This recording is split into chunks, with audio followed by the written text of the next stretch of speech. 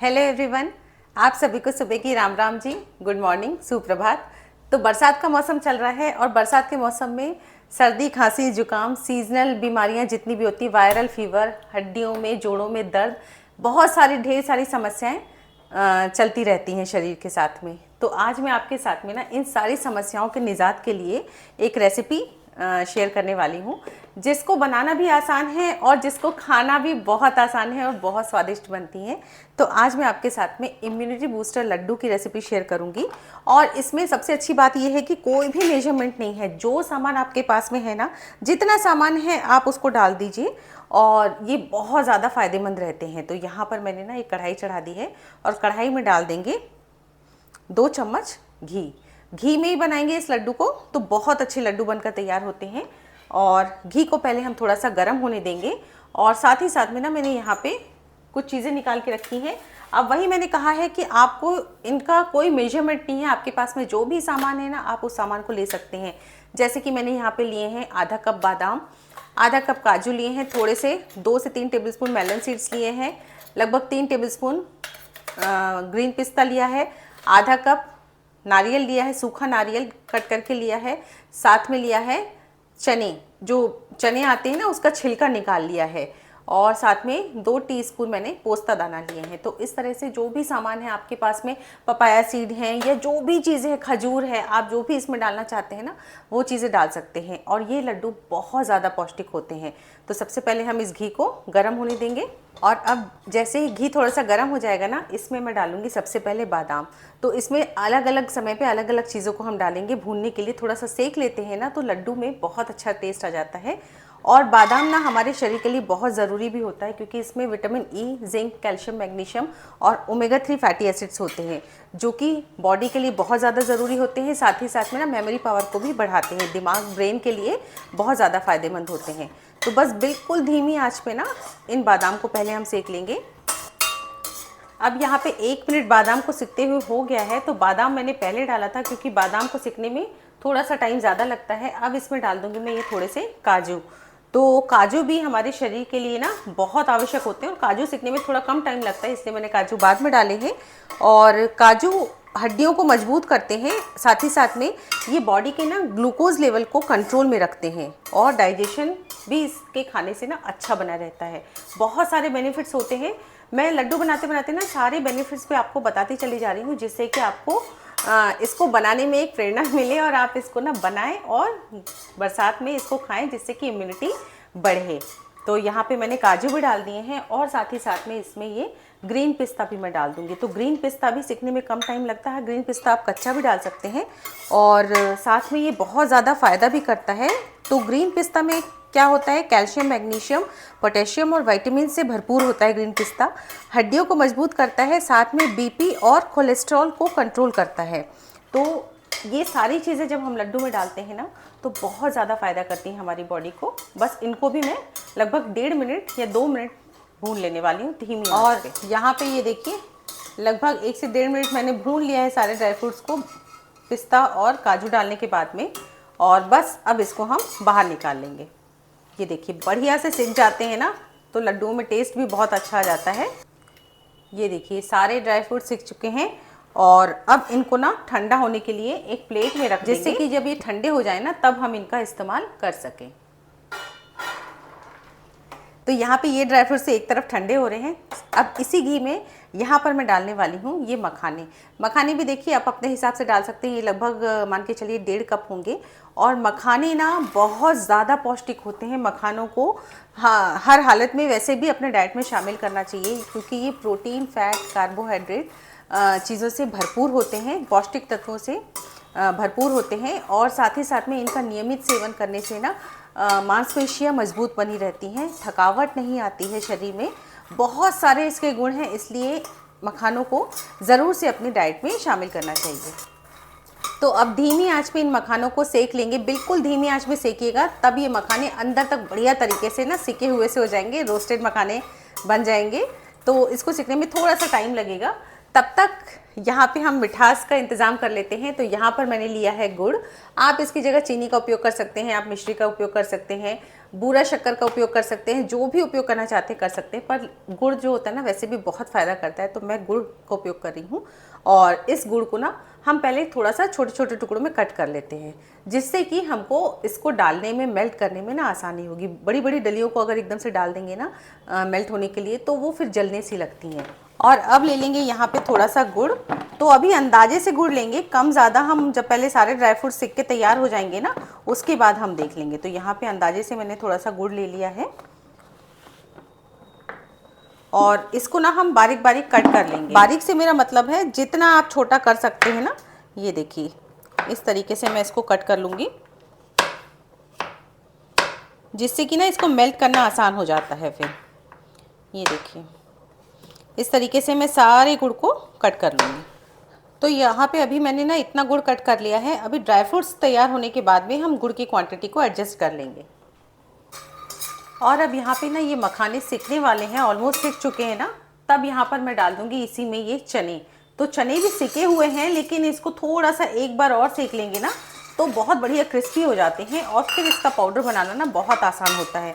तो मैं ना मखाने के साथ में ही इसको लगभग 2 मिनट और सेक लेने वाली हूँ। तो मैं इन लड्डुओं में ना चने डाल रही हूँ। चने ना प्रोटीन रिच होते हैं, बहुत ज़्यादा हेल्दी होते हैं। इवन डाइट कॉन्शियस लोग भी जो है ना वो चने का इस्तेमाल कर सकते हैं।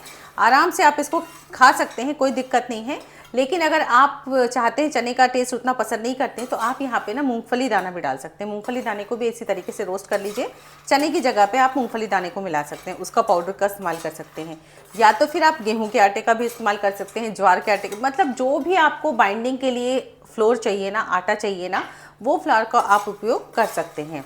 यहाँ पे मैंने चने का उपयोग किया है, टेस्ट बहुत ज़्यादा अच्छा आता है। इवन आप बेसन का भी उपयोग कर सकते हैं। यहाँ पे बेसन को पहले अलग से सेक लीजिए और उसका इस्तेमाल कर सकते हैं। तो बस इसको मैं धीमी आंच पे थोड़ा सा 2 मिनट और सेक लेने वाली हूँ।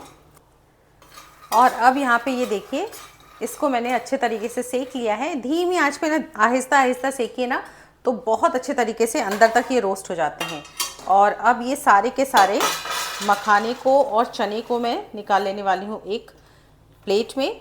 और इस प्लेट के मखाने और चने को भी हम ठंडा होने के लिए रख देंगे, ताकि इनको बाद में हम क्रश कर सकें।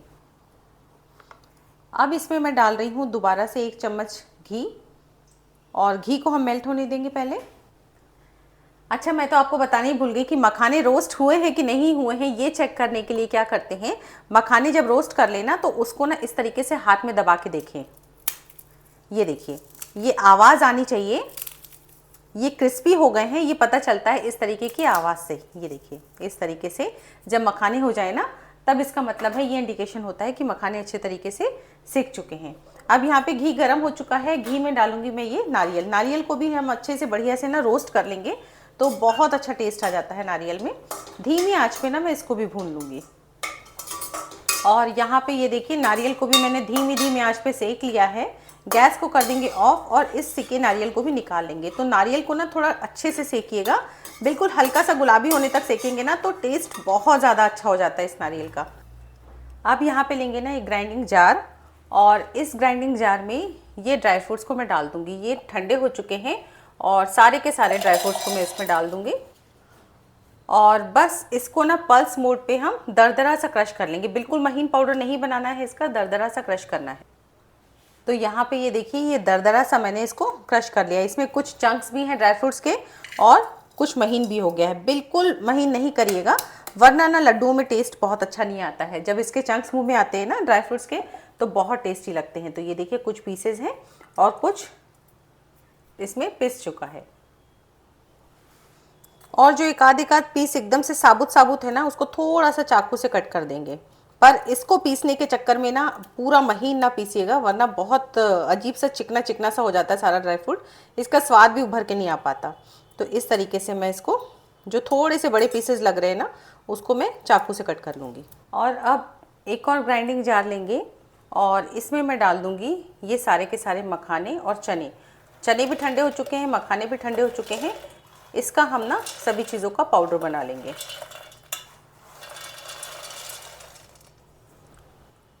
और बस इसको ना हमको बिल्कुल महीन पीसना है।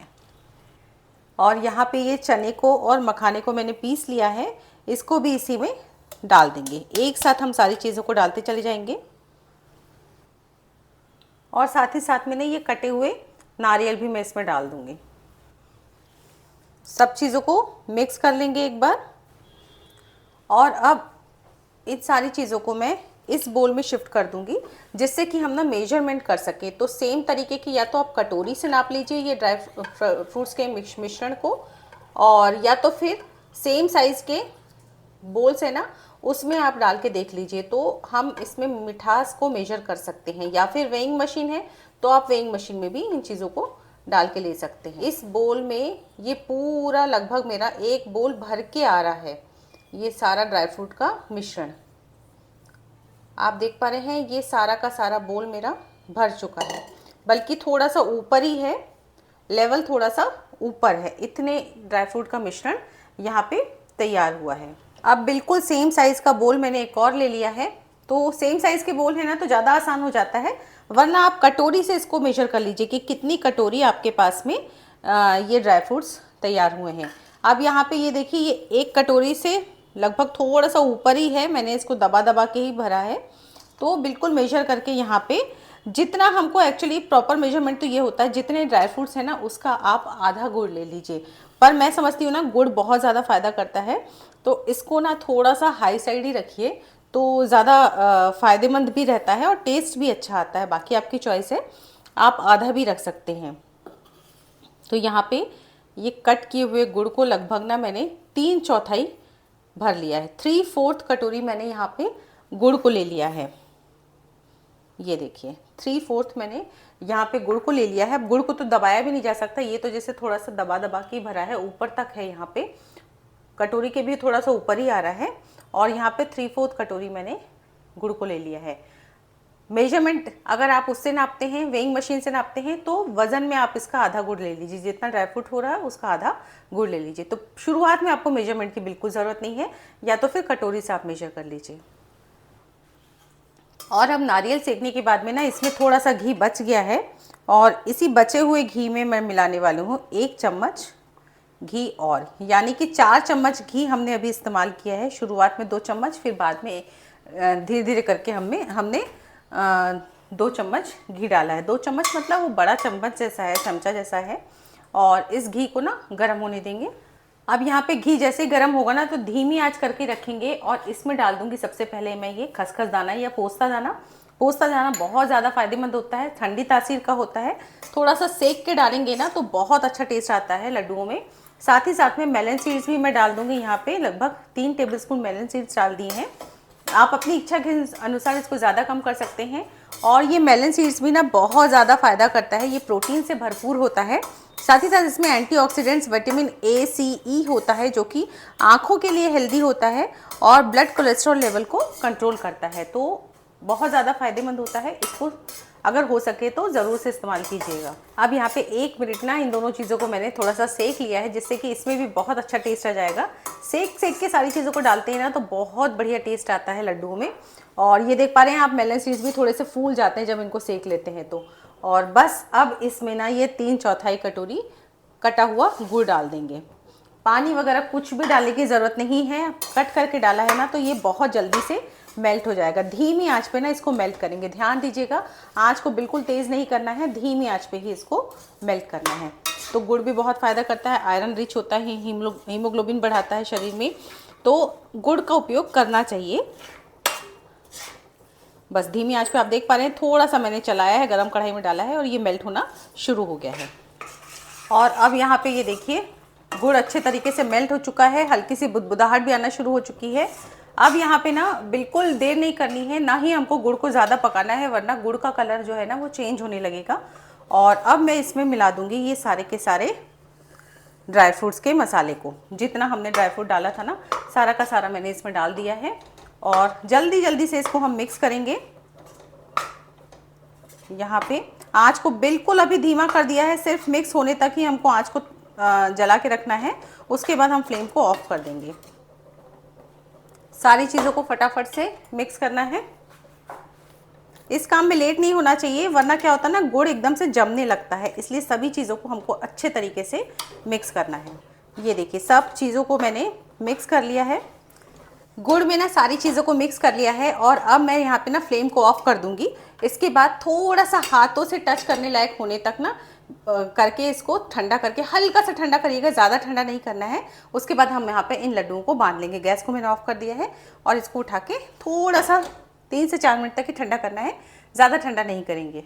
और अब 3 से 4 मिनट नहीं, 2 ही मिनट में मैंने इसको बाँधना शुरू कर दिया है, क्योंकि गुड़ मैंने ज़रूरत से ज़्यादा भी नहीं डाला था, बिल्कुल बराबर-बराबर ही डाला है, इसलिए जल्दी से ड्राई होने लग गया है। अब यहाँ पे थोड़ा-सा दूध लिया है, दूध की सहायता से मैं इसको बाँधना शुरू करूँगी, क्योंकि बहुत ज़्यादा गर्म है। अगर बिना दूध की सहायता के या पानी की सहायता के आप इसको बाँधेंगे ना, तो हाथ जलने लगेंगे। और यहाँ पे थोड़ा-थोड़ा दूध हाथ में लगाते जा रही हूँ। और हाँ, घी का उपयोग नहीं कीजिएगा, क्योंकि घी की हीट ना बहुत ज़्यादा होती है वैसे ही, और अगर घी को लगा के बाँधेंगे ना हाथों में, तब तो फिर बहुत ज़्यादा गरम लगेगा। और ये देखिए, इस तरीके से बाँधने का तरीका होता है इसका, कि लड्डू मैं आपको दिखा रही हूँ, देखिए कितना बढ़िया बन के तैयार हुआ है। लड्डू बाँधने के लिए ना दोनों हाथों की 3-3 फिंगर्स का उपयोग किया जाता है, और मिश्रण को सेंटर में रख के ऊपर से 3 फिंगर्स का दबाव देते हैं और नीचे से 3 फिंगर्स का दबाव देते हैं। और इस तरीके से लड्डू बाँधे जा सकते हैं, जिससे कि कम घी के भी लड्डू बनकर तैयार किए जा सकते हैं। और जैसे मिश्रण अगर भुरभुरा सा है ना, तो भी आसानी से तैयार कर सकते हैं। तो ये देखिए, फिंगर्स का दबाव देते हुए मैं लड्डू को बाँधती चली जा रही हूँ। ये बिल्कुल तिल के लड्डू जैसे होते हैं ना, उस तरीके का मिश्रण है कि जल्दी से सूखने लगता है। और अगर आपका मिश्रण भी सूखने लगे ना, तो जितने बन सकते हैं उतने बाँधिए, और उसके बाद ना इसको बिल्कुल धीमी आँच पे गैस में के ऊपर चढ़ा दीजिए कढ़ाई को, जिससे कि गुड़ फिर थोड़ा-सा मेल्ट हो जाएगा और फिर इसको बाँधा जा सकता है। पर गरम-गरम में ही बाँधिए, ठंडा मत होने दीजिएगा। और इसी तरीके से मैं सारे लड्डुओं को बाँधती चली जाऊँगी। थोड़ा-सा मुश्किल है, अगर घर में और ज़्यादा मेंबर्स हैं ना, तो सबको बैठा लीजिए और जल्दी-जल्दी से ये काम कर लीजिए, क्योंकि एक जन के बाँधने से ना थोड़ा-सा ज़्यादा टाइम लगता है। और मैंने तो फिर अकेले ही बाँधे हैं, ये सारे लड्डू मैंने तैयार कर लिए हैं। ये देखिए कितनी बढ़िया हेल्दी लड्डू बनकर तैयार हुए हैं। एक लड्डू ही काफ़ी है सीज़न में ना, आप किसी भी सीज़न में, विंटर हो चाहे बरसात का मौसम हो, सुबह-सुबह दूध के साथ में एक लड्डू ले लीजिए, सारी मुसीबतों को ख़त्म कर देगा सेहत से संबंधित। बहुत ज़्यादा हेल्दी लड्डू होता है। और ये मैं आपको तोड़ के दिखा रही हूँ। पास से दिखा रही हूँ पहले, कि देखिए कितना बढ़िया दिख रहा है, और अब इसको मैं तोड़ के दिखा रही हूँ। लेकिन पहले मैं आपको दिखा रही हूँ कि देखिए गरम-गरम बाँधने में हाथ भी लाल हो गए हैं। मतलब मुश्किल होती है इसको थोड़ा-सा, या फिर ग्लव्स वगैरह पहन लीजिए, या फिर 2 से 3 लोग बैठ के एक साथ बाँध लीजिए। तो काफ़ी गरम रहता है मिश्रण, गरम-गरम में ही बाँधना रहता है। और ये देखिए बहुत सॉफ्ट लड्डू बनकर तैयार हुए हैं और बहुत ज़्यादा टेस्टी भी। तो ज़रूर बना के देखिएगा इनको। तो बरसात चल रही है, और बरसात में अपनी सेहत बनाए रखने के लिए, इम्यूनिटी बनाए रखने के लिए और शरीर को स्वस्थ रखने के लिए इन लड्डुओं को ज़रूर ट्राई कीजिएगा। सेहत के साथ साथ ये बहुत ज़्यादा स्वादिष्ट होते हैं और बनाने में भी आसान होते हैं। रेसिपी अगर अच्छी लगी हो तो लाइक ज़रूर कीजिएगा। साथ में अगर आपको मेरी रेसिपीज़ पसंद आ रही हैं तो चैनल को सब्सक्राइब भी ज़रूर से कर लीजिएगा, और बेल आइकन भी ज़रूर प्रेस कीजिएगा, जिससे आपको मेरी आने वाली रेसिपीज़ की नोटिफिकेशंस मिलती रहेंगी। और अगर मेरी रेसिपीज़ आपको वाकई में पसंद आ रही है तो एक कमेंट ज़रूर कीजिएगा, जिससे मुझे बहुत मोटिवेशन मिलता है। और आप मेरी रेसिपीज़ कहाँ-कहाँ से देख रहे हैं, ये भी मुझे कमेंट करके ज़रूर बताइएगा। आप सभी का बहुत-बहुत धन्यवाद, आप मेरी रेसिपीज़ को पसंद कर रहे हैं। मिलती हूँ एक अगली और नई रेसिपी के साथ, तब तक के लिए take care and bye bye.